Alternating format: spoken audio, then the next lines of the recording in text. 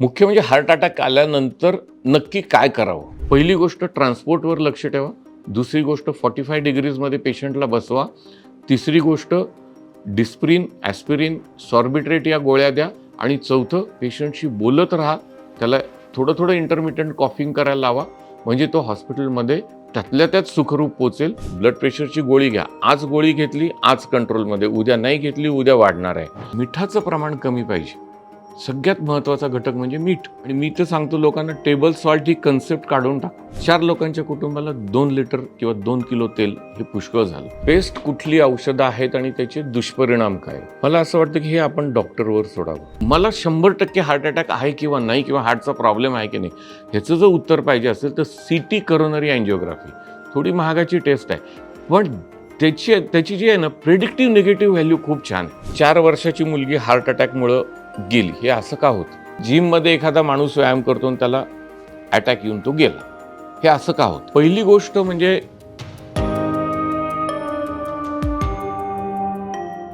नमस्कार, मी डॉक्टर अनिरुद्ध टोणगावकर. जे कॉमनली प्रश्न विचारले जातात, रक्तदाब, हायपरटेन्शन, आणि हे सगळ्यांचे जिव्हाळ्याचे प्रश्न आहेत, त्याच्याबद्दल आज आपण बोलूयात. हायपरटेन्शन किंवा ब्लड प्रेशरची लक्षणं कोणती आहेत आणि सुरुवातीची त्याची लक्षणं काय असतात? छातीत धडधडणं, घाबरल्यासारखं वाटणं, त्यानंतर डोकं दुखणं, एस्पेशली मागची बाजू डोक्याची दुखते, डोकं जड वाटतं, आणि त्याच्याकडं लक्ष दिलं नाही, आपण ट्रीटमेंट दिली नाही, तर मग आपल्याला जिने चढताना किंवा थोडंफार एक्झर्शन झालं तरी दम लागायला लागतो. सो ही कॉमन लक्षणं अशी ब्लड प्रेशरची मानली जातात. आणि अशी लक्षणं दिसली तर आपण डॉक्टरकडे जाऊन स्वतःला चेक करून घ्यावं आणि ब्लड प्रेशरचं मापन करून घ्यावं. तर आपल्याला कळतं की ब्लड प्रेशर आपल्याला हाय ब्लड प्रेशर आहे किंवा नाही. पुढचा प्रश्न आहे की हायपरटेन्शनची कारणं कोणती? खरं खूप आहेत, पण आपण ग्रॉसली 2 याच्यामध्ये डिवाइड करूया. एक नॉन मॉडिफायेबल किंवा नॉन रिव्हर्सिबल रिस्क फॅक्टरमुळे होतं, म्हणजे जे आपण बदलू शकत नाही. आणि एक मॉडिफायेबल किंवा रिव्हर्सिबल रिस्क फॅक्टर्स असतात, म्हणजे जे आपण बदलू शकतो. आता नॉन मॉडिफायेबल किंवा नॉन रिव्हर्सिबल रिस्क फॅक्टर्स कुठले असतात? एक म्हणजे एज. एका ठराविक वयानंतर ब्लड प्रेशरची सुरुवात होऊन जाते, may be after 40-50. So as. आणि वय जसं वाढत जातं तसं ब्लड प्रेशर हे वाढत जातं.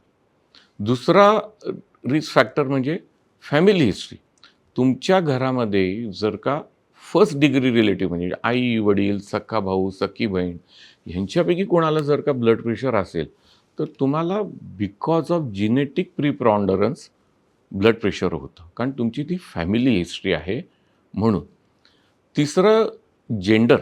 Mails are more prone than females. पुरुषांमध्ये ब्लड प्रेशरचं प्रमाण हे बायकांपेक्षा जास्ती असतं. तर ढोबळमानानं आपण ही कारणं मानूयात. आणि पुढचं म्हणजे नॉन मॉडिफायेबल किंवा जे रिव्हर्सिबल रिस्क फॅक्टर्स असतात, त्याच्यामधली कुठली आली तर आजकाल जे आपण ऐकतो ते म्हणजे स्ट्रेस, नेहमीच्या आयुष्यातला ताणतणाव. सेकंड म्हणजे फॉल्टी लाईफस्टाईल. लोकांची जीवनशैली चुकीची आहे, विश्रांती घेत नाहीत, झोप पुरेशी होत नाही, सतत काम करत राहतात. हे एक अतिशय महत्त्वाचं कारण आहे. त्याचबरोबर चुकीच्या खाण्याच्या पद्धती. आपलं डाएट फॉल्टी असतं. आपण जंक फूड जास्ती खातो, सॉल्ट इंटेक जास्ती असतो, आणि त्याच्यामुळं ब्लड प्रेशर व्हायला मदत होते. तसंच स्मोकिंग, अल्कोहॉल, आणि ही ढोबळमानानं महत्त्वाची कारणं आहेत की ज्याच्यामुळं माणसाला ब्लड प्रेशर होतं. रक्तदाब पटकन कमी कसा करता येतो? खरं म्हटलं तर शांत बसलं, आपण एका जागी स्थिर बसलो, शवासन केलं, मेडिटेशन केलं, दीर्घ श्वसन केलं तर ब्लड प्रेशर हे तुमचं कमी होऊ शकतं. पण ब्लड प्रेशर एक ठराविक लेवलच्या पेक्षा जास्ती वाढलेलं असेल की ज्याला मॅलिग्नंट हायपरटेन्शन अशी टर्मिनॉलॉजी आम्ही वापरतो, किंवा ॲक्सिलरेटेड हायपरटेन्शन अशी टर्मिनॉलॉजी आम्ही वापरतो, तर या केसमध्ये इमर्जन्सी ब्लड प्रेशर कमी करण्याची औषधं दिल्याशिवाय रक्तदाब हा पटकन कमी होत नाही. हाय ब्लड प्रेशर पूर्णपणे बरं होतं का? खरं म्हटलं तर मी जे मघाशी तुम्हाला सांगितलं, की रिव्हर्सिबल रिस्क फॅक्टर्समुळं जर तुमचं झालं असेल ना ब्लड प्रेशर, की मी फॉल्टी लाईफस्टाईल आहे तुमची, तुमचं फॉल्टी फूड हॅबिट्स आहेत, हेवी स्मोकिंग आहे, हेवी अल्कोहोल आहे किंवा खूप प्रकारचा ताणतणाव आहे, स्ट्रेस आहे आयुष्यात काहीतरी. या कारणांमुळं जर का तुमचं ब्लड प्रेशर तुम्हाला झालं असेल, हाय ब्लड प्रेशर, तर you treat the basic cause आहे की नाही. आपण रूट कॉजला ट्रीटमेंट देऊ. स्मोकिंग बंद करू, अल्कोहोल बंद करू, नियमितपणे व्यायाम करू, सिडेंटरी लाईफस्टाईल सोडू, एक्सरसाइज करू आणि सगळे स्ट्रेस कमी करू, तर कदाचित तुमचं ब्लड प्रेशर हे पूर्णपणे बरं होऊ शकतं. पण एका ठराविक वयानंतर ब्लड प्रेशर चालू झालं असेल, की एखाद्या पेशंटचं वय 45 आहे, 50 आहे, मेल पेशंट आहे, त्याच्याकडं फॅमिली हिस्ट्री आहे ब्लड प्रेशरची, आई वडील भाऊ बहीण फर्स्ट डिग्री रिलेटिव्ह ज्यांना आहे, तर ह्या प्रकारचं ब्लड प्रेशर हे कधी पूर्णपणे बरं होत नाही. आणि त्यामुळे मी पेशंटला तेच सांगतो, की ब्लड प्रेशरची गोळी घ्या. आज गोळी घेतली, आज कंट्रोलमध्ये, उद्या नाही घेतली, उद्या वाढणार आहे. त्यामुळं आठवड्यातले मी 2 दिवस गोळी घेतो, आठवड्यातले 5 दिवस गोळी घेतो, ही एकदम चुकीची पद्धत आहे. ब्लड प्रेशर आहे, तर त्याची गोळी ही रोजच्या रोज नियमितपणे एका ठराविक वेळी घेतली गेलीच पाहिजे. ब्लड प्रेशरची गोळी पूर्ण बंद होऊ शकते का? कारण आपण बऱ्याच वेळा पेशंटला मी गोळ्या लिहिल्या, की कोणालाच गोळ्या नको असतात ना, कोणाला बंधनं नको असतात. त्यामुळे गोळी बंद होईल का डॉक्टर? हा खूप कॉमन प्रश्न आहे. तर त्याचंही उत्तर हेच आहे, की तो जो पेशंट आहे त्यानं त्याच्या वजनावर कंट्रोल केला, एक्सरसाइज चालू केला, हे सगळी व्यसनं सोडली, स्मोकिंग, ड्रिंक्स आणि लाईफस्टाईल नियमित ठेवली, स्ट्रेस आयुष्यातली कमी केला, तर कदाचित गोळी कमी होऊ शकते, गोळी बंद होऊ शकते. आणि मी तर उलटंच सांगतो, की एखादी अगदी मायनर डोसमध्ये कुठली तरी गोळी चालू आहे. तीच पुढचे 10 वर्ष, 20 वर्ष जरी पेशंटला फक्त तीच गोळी चालू राहिली, तरी भरपूर मिळवली आहे. बाकीच्या गोळ्या ॲड करायला लागल्या नाही, बाकीची कॉम्प्लिकेशन आयुष्यात काही नाही झाली, तरीसुद्धा it is a big thing and it is a big achievement. रक्तदाब कमी करण्यासाठी कुठले पदार्थ टाळावेत? तर त्याच्यामध्ये मिठाचं प्रमाण कमी पाहिजे. सगळ्यात महत्त्वाचा घटक म्हणजे मीठ. मीठ कमी असावं. पदार्थ तयार करताना जेवढं मीठ लागतं तेवढंच ठेवावं. आणि मी तर सांगतो लोकांना टेबल सॉल्ट ही कन्सेप्ट काढून टाका. टेबल सॉल्ट डायनिंग टेबलवर टेबल सॉल्ट नकोच.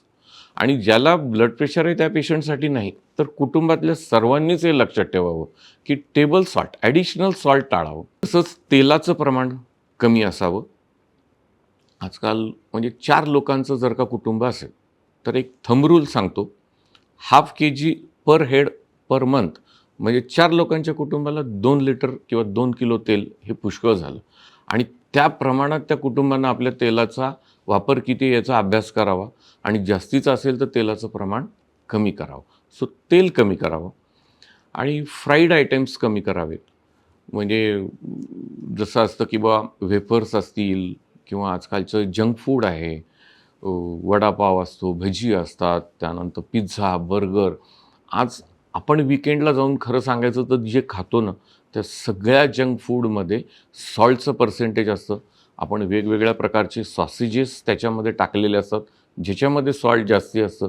त्यामुळे हे सगळे जे प्रकार आहेत, हे पूर्णपणे टाळणं हे सगळ्यात चांगलं. त्यामुळे या प्रकारचं पदार्थ टाळावेत. मी मगाशी म्हटलं तसं ड्रिंक्स अजिबात चालत नाही. Alcohol is another important factor for hypertension. त्यामुळे ते टाळलं गेलं पाहिजे. स्मोकिंग टाळलं गेलं पाहिजे आणि त्यामुळे हे पदार्थ खाण्यात आपण टाळणं फार गरजेचं आहे. हाय ब्लड प्रेशरसाठी बेस्ट कुठली औषधं आहेत आणि त्याचे दुष्परिणाम काय आहेत? मला असं वाटतं की हे आपण डॉक्टरवर सोडावं. शेजारच्या माणसाला एखादं XYZ ड्रग चालू आहे, से ॲम्लोडिपिन, स्टॅम्लो. पण ॲम्लोडिपिन ते तुम्हाला सूट होईल असं नाही किंवा त्याला दुसरं अजून कुठलं चालू असेल. त्यामुळे माझ्या ते हा चॉईस डॉक्टरवर सोडावा. He will decide which is the best drug for a particular person. त्याचे दुष्परिणाम असतात का? तर ॲलोपॅथी औषधांना साईड इफेक्ट असतात हे एवढं डोक्यात फिट्ट बसलं आहे, की साईड इफेक्ट असतात का म्हटल्यानंतर माझंही उत्तर होच आहे. पण ब्लड प्रेशरचं जे औषध मार्केटमध्ये येतं, ते हजारो नाही लाखो लोकांवर टेस्ट केलेलं असतं. मल्टिपल क्लिनिकल ट्रायल्स झालेल्या असतात, मल्टिपल साईड इफेक्ट प्रोफाईल्स असतात. त्या क्लिनिकल ट्रायलला डेफिनेट एंड पॉईंट्स ठरवून या क्लिनिकल ट्रायल्स केलेल्या असतात आणि त्याच्यामुळं याचे दुष्परिणाम हे फार कमी असतात. आहारात कोणते बदल करावेत? आहारच म्हणाल तर महाराष्ट्रीयन पद्धतीचं जे आपलं जेवण आहे ना, भात, भाजी, पोळी, वरण, चटणी, कोशिंबीर, माझ्यामते याच्यासारखं तर बॅलन्स डाएट जगात कुठं नाही आहे. Stick to old Maharashtrian traditions. हे या पद्धतीचं जेवणं हे फार गरजेचं आहे आणि इतक्या सुरेख पद्धतीनं हे आपलं जेवण अरेंज झालेलं आहे ना, की असं म्हणतात की तुमचं जेवणाचं ताट हे रंगीबेरंगी असावं, होय की नाही? की तुमच्या एखादी टोमॅटोची चटणी आहे ती लाल असेल, कोशिंबीर, काकडी दह्याची आहे ती पांढरी असेल, एखादी भाजी हिरव्या रंगाची असेल, तुमची पोळी ब्राऊन कलरची असते, ताक व्हाईट कलरचं असतं. सो धिस मल्टी कलर्ड जे आपलं जेवण आहे महाराष्ट्रीयन पद्धतीचं, हे सगळ्यात बेस्ट डाएट आहे. डाळ पिवळ्या रंगाची असते. तर हे सगळे पदार्थ आपल्या खाण्यात येतात की नाही, हे फार महत्त्वाचं आहे. आणि आहाराच्या बाबतीत मी अजून एक सांगेन की साधारणपणे बघा नाश्ता करतो, एक दुपारचं जेवण असतं, एक रात्रीचं जेवण असतं असं आपण समजूया. तर आपण महिन्याची एक 90 आपली जेवणं होतात. यातली तुमचं you should stick to this routine. घरचं जेवण हे 80% तुमचं घरचं जेवण व्हायला पाहिजे. कारण लोकं म्हणतात म्हणजे आम्ही पार्ट्या करायच्याच नाही का, आम्ही हॉटेलला जायचंच नाही का, आम्ही बाहेरचं खायचंच नाही का, विकेंडला आम्ही एन्जॉय करायचंच नाही का? करा, नक्की एन्जॉय करा. वय कमी असेल तर तुम्ही तर डेफिनेटली करा, त्याचा प्रश्नच नाही आहे. पण हे तारतम्य, हा बॅलन्स आपण राखतो का, हे बघणं महत्त्वाचं आहे. मी 80-90% घरीच जेवतो आणि माझी उरलेली 90मधली 90% जेवणं माझी घरी होतात, 10% मी बाहेर खातो. ॲक्सेप्टेबल आहे. तुम्हाला एखादा कुठला तरी रिस्क फॅक्टर असेल, BP चालू झालं, डायबिटीस चालू झालं, तर हे प्रमाण अजून कमी पाहिजे. पण या पद्धतीनं खाणं हे फार महत्त्वाचं आहे आणि आहार हे खूपच क्लोजली रिलेटेड आहे हार्ट डिसीज आणि ब्लड प्रेशरशी. एखाद्या माणसाची बायपास सर्जरी झाली, अँजिओप्लास्टी झाली, तर त्याच्यानंतरही त्याला आहारात योग्य ते बदल करावे लागतात.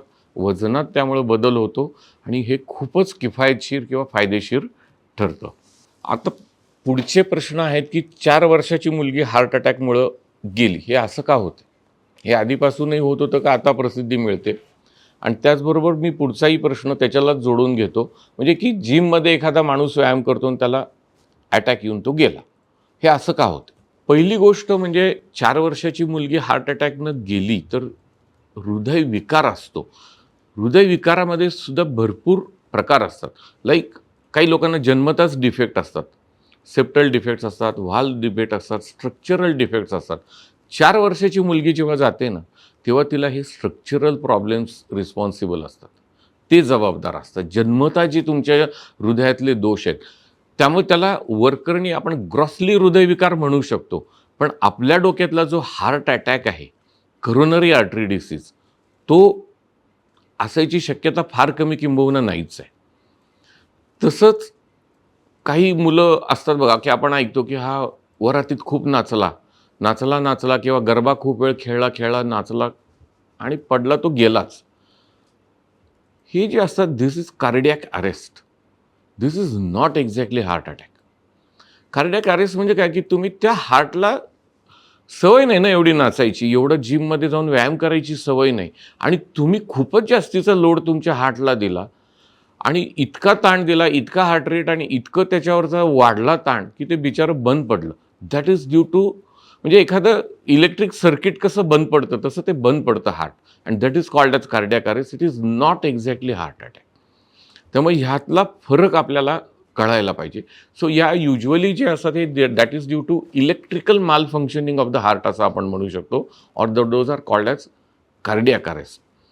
तसंच जिमच्या बाबतीत मी असंही म्हणेन, की आता एखाद्यानं 50-55 वर्षी किंवा लेट जिम चालू केलं आणि बऱ्याच वेळा आपण म्हणतो की heart disease is a silent disease. त्याला सायलेंट होता प्रॉब्लेम. पण सायलेंट प्रॉब्लेम होता जोपर्यंत त्याची ॲक्टिव्हिटी कमी होत्या, सिडेंटरी होतं, तोवर हार्टवर लोड नव्हता आणि त्यामुळे जे काय ब्लड सप्लाय हार्टला होत होता, त्या पद्धतीनं हार्टबीट सगळं बेतानं बरं चाललेलं होतं. पण तू व्यायाम करायला गेलास, तू हार्टवर लोड वाढवला, हार्ट रेट वाढला, त्या हार्टची ऑक्सिजनची डिमांड वाढवलीस, इतकी कमालीची वाढवली की त्याला ज्या रक्त पुरवठा करणाऱ्या ब्लड वेसल्स होत्या त्याच्यामध्ये ऑलरेडी हार्ट डिसीज होता, जो सायलेंट होता. पण आता ऑक्सिजन डिमांड वाढल्यामुळं हे जे ब्लड सप्लाय कमी होत होता, रक्त पुरवठा कमी होत होता, हे उघडं पडलं and then patient lands up with heart attack. तर असं सुद्धा होऊ शकतं. त्यामुळंच जिमला जायच्या आधी आपण आपलं चेकिंग करून घेणं हे फार महत्त्वाचं आहे, की मी ब्लड प्रेशर चेक केलं आहे का, मी शुगर चेक केली आहे का, मी लिपिड प्रोफाईल चेक केली आहे का, हे फार महत्त्वाचं आहे. आणि त्याचबरोबर स्ट्रेस टेस्ट. नुसतं resting ECG can come normal, पण रेस्टिंग ECG नॉर्मल आहे म्हणजे तुम्ही सगळं नॉर्मल आहे का, अशा भ्रमात राहू शकत नाही. सो स्ट्रेस टेस्ट करून घेणं हे फार गरजेचं आहे. आणि तुमचं जर का इको स्ट्रेस टेस्ट नॉर्मल असेल तर मग तुम्ही जिम करायला हरकत नाही. आणि ते सुद्धा जिम कुठल्या पद्धतीनं आपण करतो हे फार महत्त्वाचं आहे, की ग्रेडेड एक्सरसाइजेस पाहिजेत. मी जिमला का जातो, माझी एम्स माझ्यासमोर क्लिअर पाहिजेत. मी बॉडी बिल्डिंग करायला जात नाही आहे, मी स्वतःला जेमतेम फिट ठेवण्यासाठी जातो आहे. मला आजार होऊ नयेत, मी आहे तसाच फिट राहो याच्यासाठी मी जिमला चाललो आहे, हे फार महत्त्वाचं आहे. आणि मी जिम करताना फक्त माझी टार्गेट्स बघेन. शेजारचा काय करतोय, तो किती जोर मारतोय, त्यानं 25 मारले मग मी 30 मारतो, ही कॉम्पिटिशन, याच्यासाठी मी जिमला जातच नाही आहे. त्यामुळे आपले गोल्स आणि एम्स अँड ऑब्जेक्टिव्ह जिमला जाताना खूप क्लिअर पाहिजेत आणि त्याचं प्रॉपर मूल्यमापन व्हायला पाहिजे. Every monthly, every 3 monthly, quarterly तुम्ही चेक करा. हां, आधी काही लक्षण नसताना हार्ट अटॅक येऊ शकतो का? खूप कॉमन प्रश्न आहे आणि याचं उत्तर नक्कीच हो असं आहे. मी मगाशी म्हटलं तसं की डायबिटीस आणि blood pressure are notorious to be silent. यांना आम्ही सायलेंट किलर्सच म्हणतो. त्यामुळे हे आजार होत असतात आणि त्यामुळे काही लक्षणं दिसताना आधीची काही लक्षणं नाहीत, पण माणसाला हार्ट अटॅक येऊ शकतो. तुम्ही म्हणता असं कसं काय होऊ शकतं? आधी लक्षणं का दिसत नाहीत?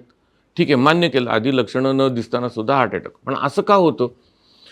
असं होतं कारण काय आहे, की जी ब्लॉकेजेस करोनरीजमध्ये होत असतात, ज्या करोनरीज म्हणजे काय, की ज्या रक्तवाहिन्या हृदयाला रक्त पुरवतात. थोडी गमतीशीर कन्सेप्ट आहे, पण हृदयालाही रक्त लागतंच, होय की नाही? तर त्या रक्तवाहिन्यांमध्ये ब्लॉकेजेस हळूहळू तयार होत असतात आणि ते इतके सावकाश होत असतात, की त्याची कसलीही लक्षणं दिसत नाहीत. आणि समजा एखाद्याला 90% ब्लॉक झाल्यानंतर काहीतरी अटॅक येणार असेल किंवा काही प्रॉब्लेम येणार असेल, तर त्या हृदयाच्या रक्तवाहिन्या इतक्या स्लो ब्लॉकेजेस रेडी होत असतात, की 85, 86, 88% झालं तरी तो पेशंट ॲपरंटली एसिम्प्टमॅटिक असतो. म्हणजे त्याला काही नसतं. पण त्याचा अर्थ त्याला काही हृदयविकार नसतो असं का? हृदयविकार नक्कीच असतो. आणि म्हणून काही लक्षणं दिसत नसताना सुद्धा हार्ट अटॅक येऊ शकतो. आणि मग हे टाळण्याचे उपाय काय? तर हे टाळण्याचे उपाय म्हणजे मी मगाशी म्हटलं तसं, की तुमचं इयरली प्रॉपर चेकिंग होणं गरजेचं आहे. ECG व्हायला पाहिजे, स्ट्रेस टेस्ट व्हायला पाहिजे आणि त्याच्या पुढं जाऊन मी तर म्हणेन, की आजकाल मला 100% हार्ट अटॅक आहे किंवा नाही किंवा हार्टचा प्रॉब्लेम आहे की नाही, ह्याचं जर उत्तर पाहिजे असेल तर CT करोनरी अँजिओग्राफी थोडी महागाची टेस्ट आहे. पण त्याची जी आहे ना प्रेडिक्टिव्ह निगेटिव्ह व्हॅल्यू खूप छान आहे. म्हणजे if I undergo CT coronary angiography आणि माझी CT करोनरी अँजिओग्राफी नॉर्मल आहे. नॉर्मल आहे म्हणजे नॉर्मलच आहे. मला हार्ट अटॅक यायचा चान्स नाही.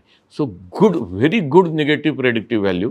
म्हणून CT करोनरी अँजिओग्राफी आणि ज्यांना खरोखर स्ट्रेसफुल लाईफ आहे, दोज हू कॅन अफोर्ड, जे करू शकतात अफोर्ड, त्यांनी CT करोनरी अँजिओग्राफी नक्की करून घ्यावी. म्हणजे थोडक्यात काय, की ब्रेन स्कॅन जसं करतो ना, तसं एक डाय देऊन तुम्ही हार्टचा स्कॅन करता, that is CT coronary angiography. आणि त्याच्या कॅल्शियम स्कोअरवरनं तुम्ही प्रॉपरली डायग्नोज करू शकता आणि तो दिल्यानंतर हार्टचं स्कॅनिंग करायला it hardly takes few minutes to diagnose whether you have a problem or not. आणि मी म्हटलं तसं निगेटिव्ह प्रेडिक्टिव्ह व्हॅल्यू खूप आहे. त्यामुळं पुढची 3-4 वर्ष तरी तुम्हाला चिंता नाही असं तुम्ही खात्रीशीर सांगू शकता. आता कोलेस्टेरॉल वाढलं म्हणजे हाय BP असेलच का? तर कोलेस्टेरॉल आणि हाय ब्लड प्रेशर हे 2 विषय वेगळे आहेत. पण ते एकमेकाशी खूप संलग्न आहेत. सख्खे भाऊ आहेत म्हणायला हरकत नाही. त्याच्यामुळं they go hand in hand. Cholesterol वाढतं म्हणजे काय होतं, की आपल्या शरीरातलं फॅट्सचं प्रमाण वाढतं. आपली सेडेंटरी लाईफस्टाईल असते, स्मोकिंग असतं, अल्कोहोल असतं, आपलं खाणं चुकीच्या पद्धतीचं असतं, तेलाचं पर्सेंटेज खूप असतं, जंक फूड खूप असतं, एक्सेसिव्ह आपण गोड खातो आणि ह्या ज्या सगळ्या कॅलरीज शरीरात जातात, त्याला जर का आपण प्रॉपर युटिलायझेशन केलं नाही, तर those calories are stored and they are stored in the form of cholesterol आणि म्हणून कोलेस्टेरॉल वाढतं. त्याच्यात एक टोटल कोलेस्टेरॉल म्हणून घटक असतो, एक ट्रायग्लिसराइड्स म्हणून घटक असतो, जो खूप डेंजरस आहे आणि तिसरं एक HDL कोलेस्टेरॉल म्हणून असतं. So HDL is the only cholesterol which is good cholesterol. ते ते चांगलं असतं कोलेस्टेरॉल. मग ते कसं वाढवायचं? तर ते वाढवायला तुम्हाला एक्सरसाइज करायला लागतो. म्हणजे आपण एखाद्याला म्हणतो ना, की "अरे तुझं वजन किती आहे?" तर वजन किती आहे पेक्षा माझ्या मते तर हा प्रश्न विचारायला पाहिजे, "तुझं LDL कोलेस्टेरॉल किती आहे?" अच्छा ते 150च्या खाली आहे का? ते 100च्या खाली आहे का? ते 70च्या खाली आहे का? हे फार महत्त्वाचं आहे. सो वजन महत्त्वाचं नाही, पण त्यापेक्षा महत्त्वाचं काय आहे? तुमचं LDL कोलेस्टेरॉल किती आहे? हे खूप महत्त्वाचं आहे.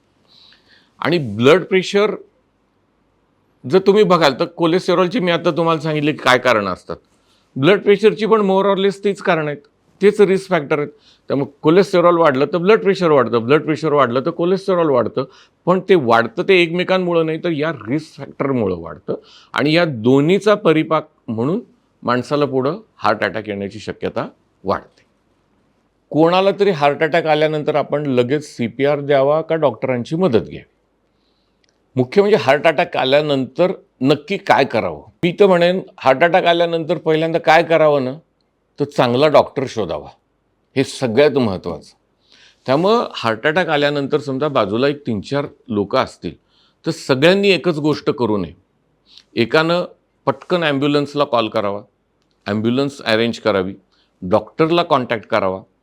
डॉक्टरला कॉन्टॅक्ट करावा म्हणजे सुद्धा पूर्वी कसं की फॅमिली डॉक्टरची कन्सेप्ट होती. आता थोडं बदललं आहे. आता doctor in family he concept आली आहे.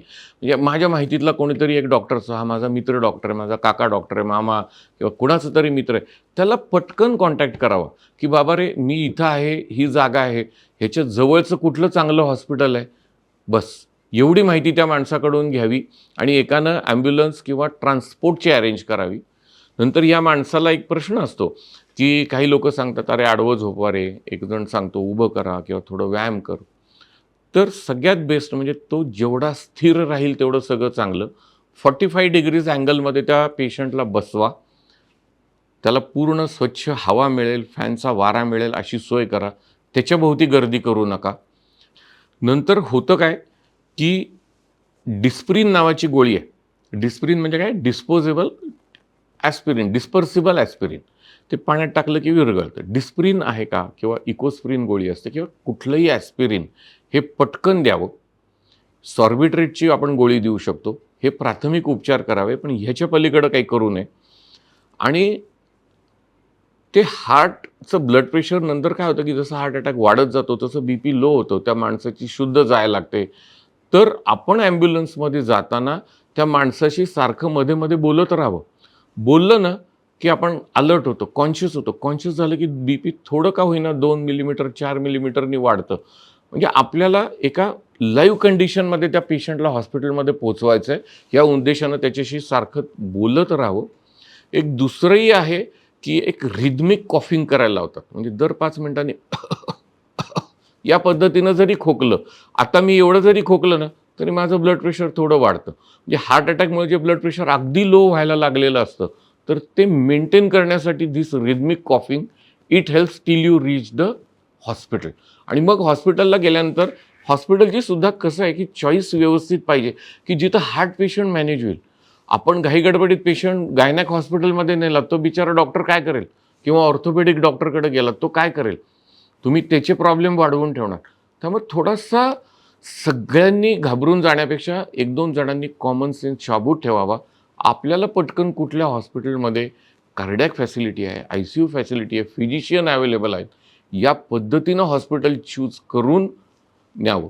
सो पहिली गोष्ट ट्रान्सपोर्टवर लक्ष ठेवा. दुसरी गोष्ट 45 डिग्रीजमध्ये पेशंटला बसवा. तिसरी गोष्ट डिस्प्रिन, ॲस्पिरिन, सॉर्बिट्रेट या गोळ्या द्या आणि चौथं पेशंटशी बोलत राहा. त्याला थोडं थोडं इंटरमिटंट कॉफिंग करायला लावा, म्हणजे तो हॉस्पिटलमध्ये त्यातल्या त्यात सुखरूप पोचेल आणि तिथले डॉक्टर्स त्याच्यावर व्यवस्थित वेळेत उपचार करू शकतात. अजून एक प्रश्न विचारला जातो म्हणजे की त्यावेळी डायरेक्टली CPR द्यावा का नाही द्यावा. तर CPR देण्यासारखी परिस्थिती आहे का, हे पहिल्यांदा बघायला पाहिजे.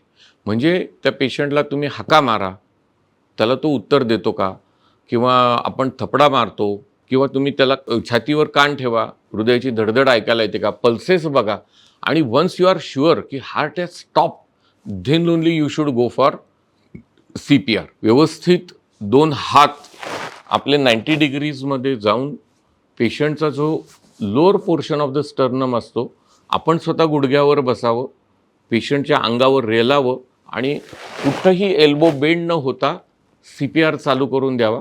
साधारणपणे एक 90 बीट्स पर मिनिटनं तरी हे व्हायला पाहिजे. आणि त्यानंतर 30 बीट्स झाल्यानंतर माउथ टू माउथ रेस्पिरेशन जमलं तर द्या. या पद्धतीनं आपण CPR देऊ शकतो. आणि हा CPR द्यायला एक व्यक्ती पुरत नाही, हे खूप एक्झर्शनचं काम असतं, आपल्यासाठी अनयुज्युअल काम असतं. माणसं मिनटा 2 मिनटातच दमतात. त्यामुळं बाय रोटेशन 3-4 तिथं अवेलेबल पाहिजे. एक दमला की लगेच दुसरा, दुसरा दमला की तिसरा, या पद्धतीनं by rotation till you get proper medical or paramedical help you should continue with CPR. Silent heart attack म्हणजे काय आणि तो का येतो, हा एक खूप कॉमनली विचारला जाणारा प्रश्न आहे. तर सायलेंट हार्ट अटॅक हा कॉमनेस्ट कारण म्हणजे डायबिटीस, मधुमेह. हेच एक महत्त्वाचं रिस्क फॅक्टर आहे हार्ट अटॅक येण्यासाठी. आणि मधुमेही लोकांना क्लासिकल सिम्पटम दिसत नाही, म्हणजे की रिट्रोस्टर्नल पेन असेल, छातीत आधी दुखतं, की खूप प्रेशर आल्यासारखं होतं, लोकं म्हणतात खूप छातीवर दबाव येतो, मग पेन जॉपर्यंत स्प्रेड होईल किंवा हाताला जाईल, आणि युजली डायफ्रॅमच्या खाली हे पेन जात नाही, खूप घाम येतो आणि पेशंट घाबरल्यासारखा होतं. ही जी टिपिकल लक्षणं आहेत, यातलं काहीही दिसत नाही. यातली कुठली तरी लक्षणं क्वचित कधीतरी जॉ पेन किंवा एखादं लिम्ब पेन, रिस्ट पेन असं काहीतरी झालं तर होईल किंवा काही होणार नाही. पण पेशंटला मात्र मेजर हार्ट अटॅक आलेला असतो आणि डायबिटीस हे त्याचं मोठं कारण आहे.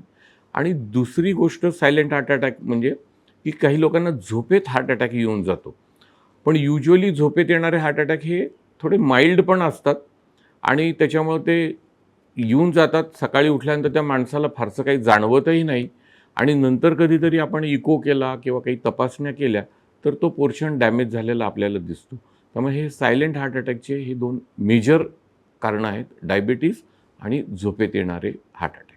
तर हे गुगलवर सर्चमध्ये येणारे किंवा कॉमन सामान्य माणसाला हार्ट अटॅक, ब्लड प्रेशर म्हटलं की येणारे प्रश्न आहेत. त्या प्रश्नांची आम्ही इथं उत्तरं दिलेली आहेत. या व्यतिरिक्तही तुम्हाला काही प्रश्न नक्की असणार आहेत, ज्याची उत्तरं या इथं दिले गेलेली नाहीत. तर असे प्रश्न हे कॉमेंटमध्ये विचारा, त्यालाही उत्तरं दिली जातात.